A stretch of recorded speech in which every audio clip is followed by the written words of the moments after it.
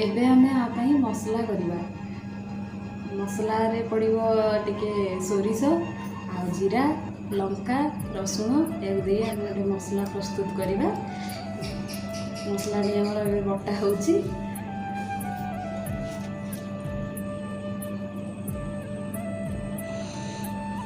मसला बटा सरी गलानी। एबे हमर मसला बटा सरी गलानी। मसला रे टिके लूण आ हळदी पके दबा। मसला टी भल से गोले की पत्र रे पानी कखारु पत्र आ पोई पत्र पत्र को धोई की रखी थी आगुरु।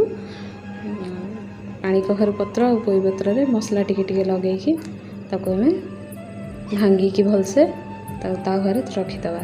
तावा रे टिके सोरिष तेल आगुरु मु पकेइछि जोटा की गरम हे गलानी। पत्र गुड़ा को एबे सब पत्र रे मसला लगे की हम तावा गोटी गोटी कर रखी दबा। गाँव रे ए पत्र पिठो खाया को लोक माने बहुत भल पाती। एटा पखाड़ रे खाइले बहुत टेस्टी लागिबो।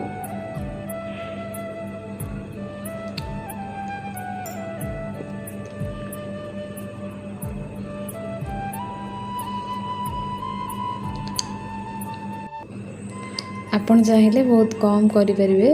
कम करके आगे टेस्ट करेंगे केमती लगुच। आमर जेहेतु आपको खावाई समस्ते बहुत भल पाती से अधिक करछि। पत्र गुड़ाक टिके तेल टिके मझे मझे सोरिष तेल टिके दौथे। पत्र गुड़ा पछपट ना सब लगिज। टिके गैस रो आंच को टिके सिम कर देथिबे।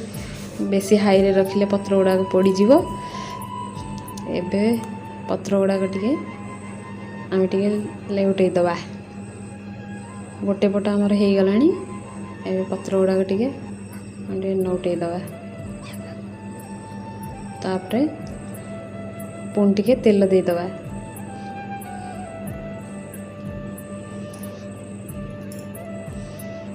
तापरे आमे ए पत्र को आमे पखाड़ भात रे नहीं तो गरम भात रे आपणक इच्छा जो थे भी खाई पारिबे।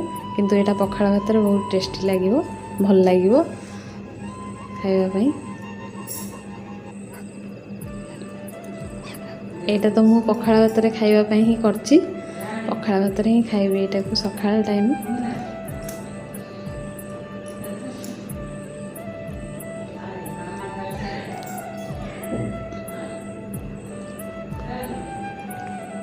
पानी कखारु पत्र आ पोई पत्र ये दुटा पत्र ही भल लगे।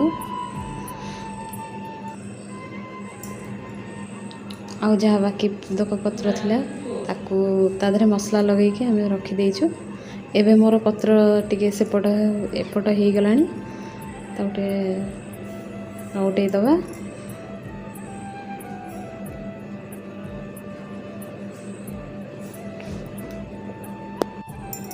देखंतु पत्र कलर एबे चेंज हो गलानी। पत्र को एबे केते सुंदर देखा होची। एटा खाइबा पे ही सेति भल लागिबो बहुत टेस्टी लागिबो। आपण भी करी खाई परिबे बहुत कम समय रे एटा हेइ जिवो। एटा को टिके नरम आंच रे करिवे जेहेतु कंचा मसला हमर आधर दिया होची। और एटा को टिके भल से नरम आंच रे कले एटा भल से जरी जिवो मसला। एबे हमर पत्र पिठो रेडी हो गलानी। एबे